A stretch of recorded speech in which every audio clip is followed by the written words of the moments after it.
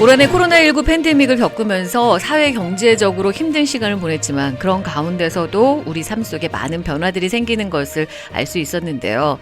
예를 들자면 인공지능이나 로봇 같은 정보통신기술의 융합이라고 하는 4차 산업혁명 시대가 코로나 바이러스로 오히려 빨리 왔다. 이런 평가들도 있습니다. 그래서 오늘은 이런 변화를 통해 미래 우리의 직업과 산업에 어떤 변화들이 있을지 좀 알아보겠습니다.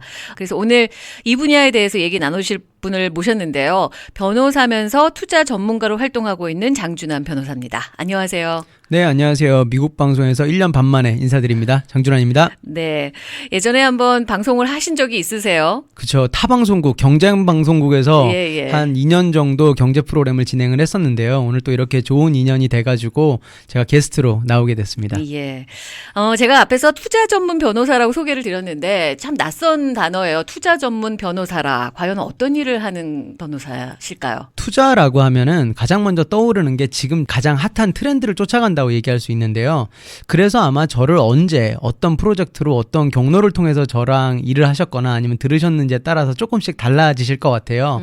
예를 들어서 저를 2015년부터 2018년에 저를 아셨던 분들은 장준환 변호사 아트랑 엔터테인먼트 쪽 하는 변호사다 라고 아마 생각하시는 분도 계실 것 같은데요. 그 이유는 그 당시가 아트랑 엔터테인먼트 쪽 컨텐츠의 저작권 투자라든지 아니면 전시회에 대한 투자가 굉장히 많았습니다. 그래서 2015년부터 2018년까지 제가 했던 프로젝트를 생각을 해보면 백남준 쇼라든지요. 한국에서 백남준 선생님 10주기 전시를 저희가 했었고요. 그 다음에 제가 평창 동계올림픽 때 문화 ICT관 센터장을 맡았었거든요. 그러셨어요. 그러니까 그런 일들을 하시는데 그게 그 일을 직접 하신다기보다는 거기에서 투자 관련 일을 하신다는 말씀이세요.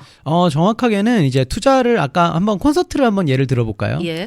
콘서트가 이루어지려면 먼저 가수가 있어야 되고요. 그렇죠. 그다음에 그 가수가 서야 될 베뉴, 무대가 있어야 되겠죠. 네. 그다음에 가수가 K-팝이 요즘에 워낙 인기니까 한국에서 오는 경우에 비행기 표현이라든지 그렇죠. 그리고 그 부대 스태프들이 또 필요하겠죠. 그들을 다 움직이고 장소를 마련하려면은 결국은 자금이 필요하잖아요. 맞죠. 그러면 그 자금을 유치를 하는 일이 필요합니다. 일반적으로 투자하면은 두 가지가 가장 먼저 떠오르실 거예요. 첫 번째가 부동산. 그리고 두 번째가 요즘에 가장 핫한 주식 투자. 이 두 가지는 우리가 많이 듣기도 했지만 좀 만질 수 있는 내가 실제로 볼 수 있는, 예를 들어서 아마존이라는 게 볼 수는 없지만 우리 집에 늘 딜리버리가 오잖아요. 그렇죠. 그러니까 굉장히 익숙하거든요. 예. 그런데 콘서트라고 할 때는 이 만질 수가 없는 그 무형의 재산에, 무형의 가치에 투자를 하는 거기 때문에 훨씬 불안하게 느끼시는 경우가 있고 낯설게 느끼시는 경우가 있는데, 이렇게 생각하시면 돼요. 만약에 BTS가 콘서트를 할 때 BTS 콘서트에 들어가는 여러 가지 비용이 있겠죠. 그럼 그 비용에 내가 투자를 하고 그 다음에 티켓이라든지 아니면은 그 방송 송출권이라든지 그런 부분에서 우리가 수익을 얻게 되는 거죠. 그 다음에 굿즈를 판매하기도 하겠죠. 왜 야광봉 같은 거 왜 판매하기도 하잖아요. 그런 게 다 라이선싱이 같이 묶여 있는 거거든요. 그러다 보니까 가장 중요한 부분들은 결국은 익스펜스가 어느 정도 줄어들 수 있는지를 계속 우리가 생각을 해야 되잖아요. 예를 들어 BTS의 개런티가 얼마가 되느냐, 베뉴를 얼마에 계약하느냐에 따라서 어느 정도의 수익률이 날 수 있는지가 나오게 되겠죠. 맞아. 쓰는 돈이 좀 적어야 우리가 수익을 훨씬 더 많이 얻을 수 있겠죠. 간단하게 표현을 하자면. 그렇죠. 그러니까 그 네고시에이션 파트가 굉장히 중요한 거죠. 그냥 막연히 X 어마운트가 아니고 그 X 어마운트들이 다 합쳐져 가지고 총 마중에 나오게 되는 수익 과 생각을 했을 때 어느 정도의 레이트를 기대할 수 있는지, 또 그런 부분들이 정말 이루어낼 수 있는 가능성, 즉 다시 말하면 리스크 팩터는 어떤 게 있는지를 얘기를 하면서 이제 투자 유치를 하게 되고, 투자금을 관리를 하고 실제로 그 프로젝트가 끝났을 때 약속됐었던 아니면 기대됐었던 그 수익에 대해서 이제 리턴을 하게 되는 거죠. 그 일을 하시는 게 장준환 변호사님이신 거예요. 그렇죠. 지금 계속해서 지식재산권이라는 말씀을 하시는데 이번에 책을 내셨어요. 제목이 인텔렉추얼 비즈니스. 네, 한 달 반 전에 나왔죠. 예, 저도 책을 선물로 받았는데 이제는 모든 사업에 있어서 이 지식재산권이 중요하다 이런 말씀 아니시겠어요? 제가 4번째 책을 낸 건데요. 여태까지 냈던 책은 정치사회 쪽 책이었습니다. 여러분들이 좀 잘 아시는 트럼프 신드롬이라든지 그 당시에 트럼프 대통령 선거 있기 2달 전에 나와가지고 또 좀 많은 분들이 사주셔가지고 단기간에 베스트셀러가 됐었고, 변호사들이라는 책도 베스트셀러가 됐었고요. 그런데 제가 경제경영 쪽 책은 사실은 제가 처음입니다. 그 이유가 정치사회 쪽 책은 제 생각이나 제가 갖고 있는 철학에 대해서 공유를 하고 그 부분이 어떻게 받아들여질까를 보는 거거든요. 네. 그래서 이견이 있다라고 해서 제가 상처를 받지는 않아요. 왜 민주주의라는 거랑 우리가 같이 사회를 살아간다는 거는 제 생각도 있을 수가 있고 또 타인의 생각도 있을 수 있고 그런 생각들이 조화를 이루어가지고 네. 사회에 대한 생각을 만들어내는 거잖아요. 예, 예. 그러니까 그 상황이 굉장히 자연스러운 건데 경제 경영 쪽 특히 지식재산권에 대한 투자 쪽 책 같은 경우는 제 전문 분야잖아요. 예, 예. 그러니까 그거에 대해서 제가 얘기를 한다는 게 평가를 받는다라는 게 사실은 조금 겁도 나고 또 설렘도 있고 그렇죠. 그렇군요. 왜냐하면은 저보다 훨씬 경력도 많으시고 또 성공 케이스가 많으신 분들이 있는데 또 그분들이 보셨을 때는 어떻게 느끼실까도 굉장히 궁금하고 네네. 또 지금 현재 저희가 갖고 있는 뭐 예를 들어 10몇 년이 넘는 정도의 경험과 그다음에 제가 갖고 있는 또 경험치라는 게 있잖아요. 예, 예. 그 경험치를 모아서 냈을 때 또 어떤 도움을 또 일반 대중한테 드릴 수 있을까 그런 기대감도 있고 네. 걱정과 기대감이 같이 있으면서 출간을 했는데 그래도 다행히 괜찮은 반응을 보이고 있어서 예, 예. 오늘 같은 경우에는 제가 체크업을 하고 오니까 지금은 제가 경제 경영에서 65위에 올라 있습니다. 네, 그러니까 인텔렉추얼 비즈니스라는 게 굉장히 생소한 단어기도 하고 많은 분들이 궁금증을 좀 유발했을 것 같거든요. 그 지식 재산권에 대해서 좀 설명을 해주시면 좋을 것 같은데 보통 지식 재산권 하면 우리가 저작권, 뭐 카피라이트 이 정도 생각하는데 이거와 좀 비슷한 개념인가요? 지금 이 인텔렉추얼 비즈니스라는 이 책은 네. 지식재산권을 활용해서 어떻게 돈을 벌 수 있는가에 대한 얘기거든요. 지식재산권을 가지고 어떤 사업을 할 수 있고 어떤 기업이 현재 포스트 코로나 시대에 유망하고 그 다음에 어떤 투자 활동을 우리가 하면은 지금 이 시기를 정말 버텨낼 수 있을까. 지금 시기는 버텨야 되는 시기라고 생각을 해요. 그렇습니다. 우리가 경제 대공황을 겪었잖아요. 예. 미국이. 그때 켄터키주에 조그만 식당이 하나 있었거든요. 네. 근데 식당이 치킨집이었는데 잘 안 돼요, 이 치킨집이. 그러다 보니까 치킨을 일반적으로 먹는 방식은 우리가 팬프라이를 하잖아요, 이렇게. 그쵸? 튀기죠. 네. 근데 그 당시만 해도 패스트푸드라고 하면 일반적으로는 다 떠오르는 게 햄버거였어요. 치킨은 햄버거만큼의 그만큼의 패스트푸드는 아니었거든요. 근데 우리가 튀겨놓으면 우리가 튀김 좀 시간 지나면 어떻게 되나요? 맛없어요. 네, 눅눅해지잖아요. 그러다 보니까 여기에서는 어떤 기술을 생각을 해봤냐면 이렇게 찌는 기술을, 이렇게 찜시계, 이렇게 압력 기술을 써가지고 오늘 좀 치킨이 늦게 팔려도 이 치킨 맛이 유지가 되는 거예요. 다음에 다시 쪄서 또 다시 하면 네네네. 되니까.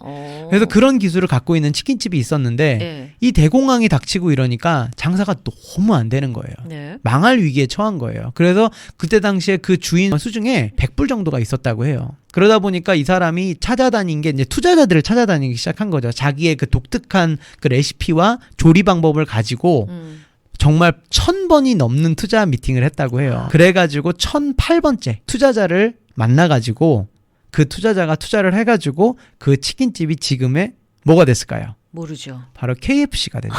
그런가요? 네. KFC가 그런 과정을 거쳐서 지금까지 성장을 해온 거다. 네네네. 그냥 동네 조그만 치킨 가게가. 네. 근데 대단하네요. 만약에 그때 KFC가 예. 그 KFC 주인 할아버지 계시잖아요. 예, 그 상징적인 할아버지 네. 동상이 있죠. 그 할아버지가 만약에 예. 장사가 어느 정도 됐다라면 투자자를 1008번을 찾아다녔을까요? 안 했겠죠. 어느 정도 장사가 됐다라면 지금의 KFC는 없을 수도 있습니다. 그냥 KFC는 아마 그 켄터키 치킨은 켄터키에서 유명한 맛집 정도가 되지 않았을까요? 그렇겠네요. 그런데 그때 당시에 너무 어려우니까 왜 우리가 어려우면 모든 아이디어를 집중하게 되잖아요. 그렇죠. 그래서 발견하는 게 그 압력 방식이에요. 그래서 그 방식을 가지고 지금은 정말 전 세계에 우리 KFC 모르는 사람 없잖아요. 그러네요. 그러다 보니까 그 압력 방식이 지식 재산권이 되는 거군요. 그렇죠. 그러면 그런 그렇죠. 원리로 독특한 조리법.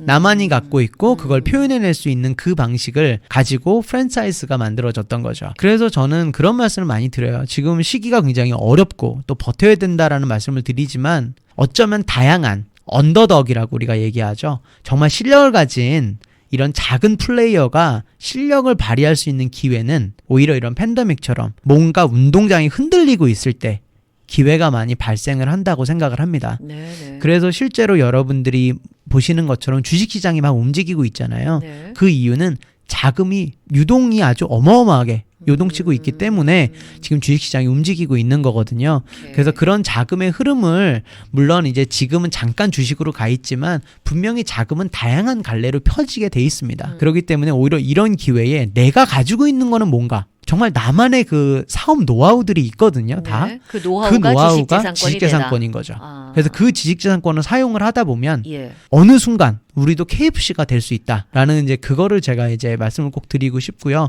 그러기 위해서는 법률적인 도움도 필요하잖아요. 그러니까 네. 투자적인 측면 또 법률적인 측면이 있는 건데 법률적인 측면이라는 거는 어떻게 생각하면은 등록된 예. 내가 이게 내 거다라는 어떤 증거가 있어야 되는 거잖아요. 네. 한 4년쯤 전인가요? 예. 로펌에 전화가 한 통 왔어요. 그래서 전화가 와서 이제 저희 이제 직원분이 전화를 받았는데 유럽 유명한 축구 리그에서 전화가 온 거예요. 그 축구 리그 이름을 말씀드릴 수가 없어서 정말 누구나 다 아는 여러분들이 좋아하는 플레이어는 다 있는 그런 쪽인데 저희 클라이언트 중에 핸드백을 이렇게 하시는 분이 디자이너가 한 분이 계셨는데 네. 그분이 회사명과 그다음에 그 로고 있잖아요. 회사 로고를 중국 시장 진출을 위해서 중국에다 등록을 저희가 상표권 등록을 해놓은 게 있었어요. 아. 그런데 우연히 그 상표권 그 이미지가 그 축구단 이미지랑 굉장히 비슷하다는 걸 이쪽에서 발견을 한 거예요. 근데 처음에 이 축구 쪽에서는 중국 시장에 이런 패션 쪽이나 이런 쪽을 접근할 생각이 없었다 보니까 처음에는 신경을 못 쓰다가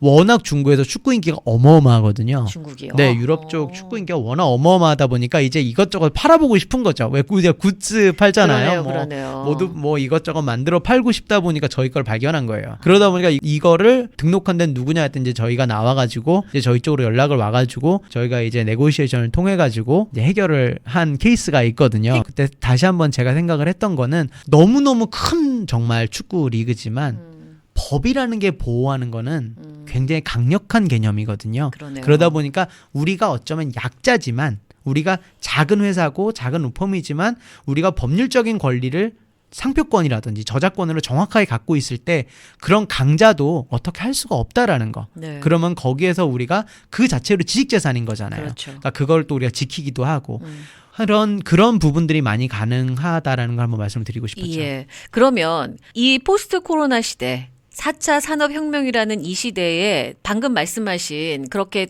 지식재산권이라는 게 왜 중요해지는지 그걸 좀 말씀해 주시겠어요? 우리가 4차 산업혁명, 지식재산권 이런 두 가지 단어에 대해서 네. 생소하게 느끼시나요? 아니죠. 그렇지는 않죠. 네, 늘 많이 듣는 말이에요. 굉장히 많이 들었는데 근데 생소해요. 정확하게 뭔지는 그러니까요. 손에 안 잡히는 그런 건 도대체 있습니다. 왜 그럴까요? 도대체 이 4차 산업혁명은 도대체 뭐고 예. 이 지식재산권은 도대체 뭐길래 이렇게 손에 안 잡힐까 생각을 해보면 제가 조금만 역사를 좀 설명을 드리면 좋을 것 같아요. 네. 지식재산권이 우리나라가 고도성장을 이뤘잖아요. 우리나라는 정말 60년대, 70년대에 굉장한 고도성장을 90년까지 이루어냅니다. 그 방식을 생각해보면 지금 중국이나 아니면 제3국이 하고 있는 방식이거든요. 바로 지식재산권에 대한 스탠다드를 굉장히 낮게 잡아서 왜 우리가 저런 말 하잖아요. 모방은 창조의 어머니라는 얘기를 우리가 우리 스스로 정당화했던 시기가 우리도 있었죠. 그렇죠. 그랬던 시기를 이제 지금은 개발도상국들이 따라하고 있는 거고요. 그러다 보니까 우리가 갖고 있는 지식재산권에 대한 이미지는 굉장히 수세적이에요. 수세적이라는 말은 뭐냐 하면 늘 뭔가 이거를 내가 가지고 공격받을 것 같고 나는 방어를 해야 될 것 같고 그래서 실제로 유튜브 크리에이터 분들한테 가장 인기 있는 컨텐츠가 어떻게 하면 카피라이트 인프린지먼트를 어떻게 안 할까요에 대한 그 궁금증이 더 많지 사실은 내가 컨텐츠 프로바이더인데 내가 지식재산권을 갖고 있는 사람으로서 공격을 할 수 있는 입장인데도 불구하고 우리는 역사적인 이유 때문에 지식재산권에 대해서 굉장히 수세적으로 받아들입니다. 방어적으로 받아들이죠. 그런데 우리가 넷플릭스를 봐도 알 수 있지만 지금 K-드라마 얼마나 인기예요. 그렇죠. K-팝 얼마나 인기예요. 예. 우리나라 갤럭시, 뭐 LG 우리는 어느 순간 지식재산권의 프로바이더 즉 우리가 이제 공격을 할 수 있는 입장에 섰는데도 우린 여전히 굉장히 수세적인 입장을 취하거든요. 그건 사실 역사적인 이유가 있는 겁니다. 네. 그래도 지식재산권에 대해서 우린 늘 좀 무서워라 하죠. 그런 역사적인 이유가 하나 있고 네. 4차 산업혁명 같은 경우는 우리가 아마 4차 산업혁명을 대중이 많이 인지하게 된 게 2014년, 2015년이었을 것 같아요. 그때쯤이었을 것 같은데 그 뒤로 뭔가 뚜렷하게 잡히지 않는 이유가 우리 일상생활에 들어오지 않아서 그래요. 그런데 포스트 코로나 시대에 왜 4차 산업혁명이고 왜 지식재산권이냐 하면 포스트 코로나 시대가 만들어낸 건 바로 이 4차 산업혁명 시대에 우리가 좀 천천히 느꼈었던 스피드를 굉장히 당겨냈다라고 네, 얘기를 하는 겁니다.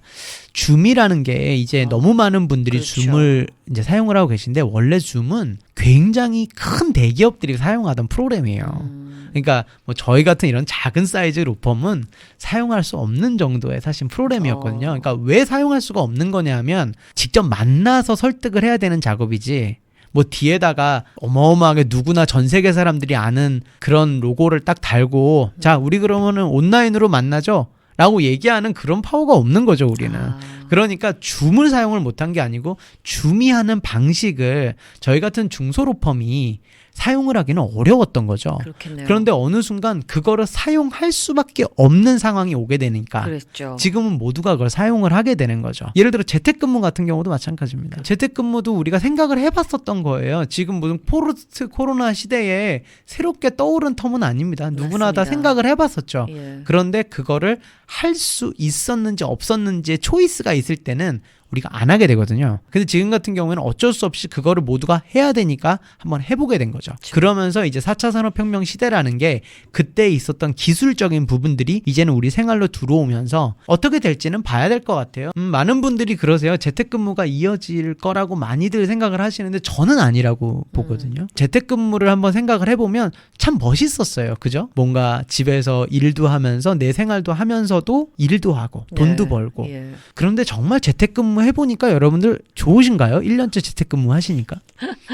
그렇죠. 좀 자기 관리하기가 힘들죠. 네, 재택근무 자기 하다 관리도 보면. 힘들고 예. 사람의 휴먼 네이처에서 사실은 답을 찾는 것 같아요. 사람은 사람하고 만나면서 부딪히면서 거기서 또 내 존재감도 확인하고 또 얘기도 하고 이러는 존재거든요. 재택근무를 찬성하고 재택근무가 계속 이어질 거라는 생각은 사실은 철저하게 일의 효율성에 포커스를 맞춰놓은 겁니다. 우리가 일터라는 공간이 정말 일만 하던 공간이었을까라는 저는 의문을 갖습니다. 사실은 그 자체가 생활이었던 거죠. 다른 사람을 만나고 또 내가 무슨 생각을 하는지 어떻게 생각하면은 또 하나의 라이프였던 건데 재택근무를 하면서 언제나 나 혼자가 된 거거든요. 근데 과연 사람이 그거를 계속 이어갈 수 있을까? 네. 저는 굉장히 의문이거든요. 그래서 저는 오히려 뉴 노멀은 우리가 잠시 겪지 못했던 팬데믹이라는 굉장히 우려스러운 상황을 다시 정상으로 돌리면서 하지만 그때 좋았던 것들이 있거든요. 예를 들어서 저는 줌이 완전히 모든 미팅을 대체할 거라는 생각 전혀 하지 않습니다. 재택근무처럼요. 하지만 불필요한 미팅이라든지 아니면 자그마한 미팅은 줌으로 할 수 있겠죠. 그렇겠죠. 중요한 미팅은 만나고 네. 그런 식으로 이렇게 어드저스트먼트가 될 것 같지 막 지금 이 상황이 쭉 이어져 가지고 그럴 뭐 것 같진 오피스 않다. 쪽이 다 텅텅 비고 뭐 이렇게 될 거라는 생각을 저는 갖지는 않습니다. 저는 뉴 노멀로 간다라는 거는 포스트 코로나 시대를 맞이하면서 코로나 시대에 가졌던 것 중에서 네. 내가 정말 좋았던 거를 취사 선택해가지고 그거는 남기고 아닌 부분들은 다시 내가 원래 익숙했던 부분으로 돌아가지 않을까라는 생각을 저는 갖고 있습니다. 그래서 그런 측면에서 포스트 코로나 시대에는 네. 어떤 기업이 또 성장을 하고 또 어떤 서비스, 어떤 물품들이 이제 뜰지에 대해서 저는 그런 쪽으로 좀 고민해 봤으면 좋겠어요. 우리가 코로나 시대를 겪으면서 뭐 강제적이라면 좀 강제적일 수 있는 비대면에서 이루어질 수 있는 많은 기술적인 부분을 경험을 해봤지만 이것이 반드시 포스트 코로나 시대에 이어지라는 법은 없다. 우리가 이런 경험한 그 경험치를 가지고 우리가 분명히 취사 선택을 할 수 있을 거고 여러 가지 다양한 우리가 얼마든지 발전할 수 있는 방향들을 서로 만들어갈 수 있을 거다라는 말씀이신 것 같아요. 네, 맞습니다. 지식재산권 오늘 그것과 관련한 이런 투자 관련 또 사업 관련이 어떻게 연결이 되고 이런 분야들에 대해서 설명을 해주셨는데 세상이 정말 빠르게 변하고 있구나 이런 생각이 가장 먼저 들고요. 우리가 기존에 알던 방식으로 앞으로의 시대를 설계할 수는 없을 것 같습니다. 아무래도 그렇게 변화하는 시대 중심에 가장 중요한 요소 중 하나가 바로 지식재산권이 있다 이런 말씀이셨던 것 같습니다. 오늘 조금 낯설고 어려운 내용일 수 있지만 이미 우리 곁에서 일어나고 있는 일이고 앞으로도 다가올 시대에 대해서 좀 미리 내다보는 그런 시간이었다라고 생각해 주시면 좋을 것 같습니다. 오늘 말씀 여기까지 듣겠습니다. 감사합니다. 네, 감사합니다. 장준환이었습니다.